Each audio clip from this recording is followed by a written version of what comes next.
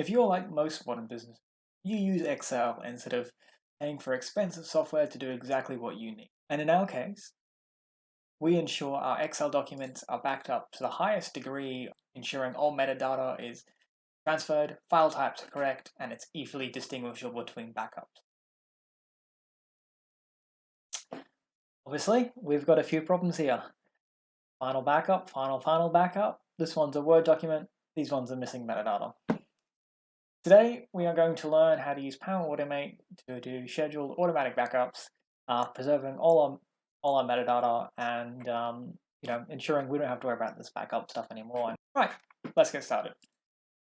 We'll create a new flow. As usual, we'll start with an instant cloud flow, and we can change our triggers later once we better understand how the flow works. We'll name this Auto Excel Backup. And what we'll be doing is we will be each day performing a backup of this file, storing it in archive and transferring all the metadata and giving it a bit of a name that makes it a bit easier to sort through and find without us having to open up and check stuff and see things are corrupted or whatever it is. The first thing we need to do is we want to create a copy of the file. To create a copy and to transfer the metadata, what we need to do is we need to get the file content. So we are going to essentially get Power Automate to look into the file, grab all its properties, and then we're going to create a new file. That way we're not messing with the original file, we're just essentially cloning it, creating a new copy. So we are going to get file content, and this will grab everything in the file. We'll select our directory. In this case, we're in shared documents, business critical work, and here's our file here. The next thing we want to do is we want to grab all the properties, all the metadata. To do this, we have to use a slight workaround as the file content doesn't provide us all the correct information. Get file metadata, and we want to use get file metadata sync path. What we can then do is select our site address, then we can use the same file identifier as the file path. This metadata doesn't provide us the information we're quite looking for, get the actual file information. Grab file properties, again, select our directory, so documents, and the ID is we can grab the ID. Right, so now what we've done is we've grabbed the file content from file content, so that's everything in the file. We've used the metadata to get the file properties, so that'll get us, despite the name, the file properties will get us the actual metadata fields, the names, and all the information we need to make our copy correct. Now, what we need to do is we can replicate the file by create file. We want to create a file, and we want to select where we want to store this file. So for us, we want it in shared documents, and we want it in the same folder, but we want to store it in a subfolder called archive. We want to name this file name .lsx. But what we want to do is we want to put date time on the back of that, so that we have it's easy to sort, and no matter when we do the update, it's always going to be a unique file. To get that, add an action in here. We can get time, get current time. Now we want to convert the time zone from UTC, something more reasonable to us, to whatever your time zone is. We are +10 Brisbane.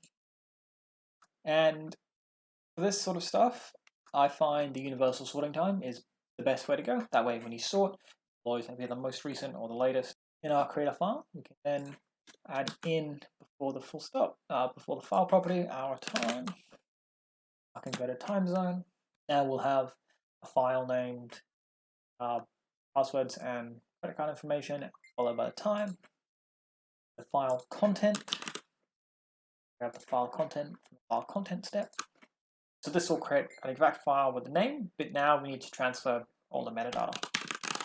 File properties. So we want to update the file properties, not the file. So updating the file will let us change the content. In our case, we want to change the metadata, so we want to update the properties. We can select our SharePoint site, our library, item ID. Then we can use the title property from the Git files. The metadata, we want to enter custom value. And we want the my metadata value, so we want to put in the same field from the file properties. And similarly, the description.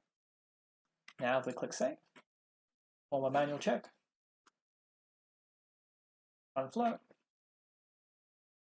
done. The flow ran successfully. We'll head back, we'll refresh our archive, and what we see is a password, credit card numbers, followed by a sortable time. If we were to change this, we might want to put a space in the file name. However, the metadata is preserved. Our last step is to set this on a schedule. So we'll remove the manual trigger. We will change this to recurrence. We want this to happen once a day. So we can either mark this as once a day, or, as we'll only be looking at this during business days, we can select once a week, and then we can select all the business days. So once a day, we'll do it on Saturdays and Sundays. So it depends on what you're interested in. In our case, we work Monday to Friday, so we're not interested in backing up on Saturday and Sunday.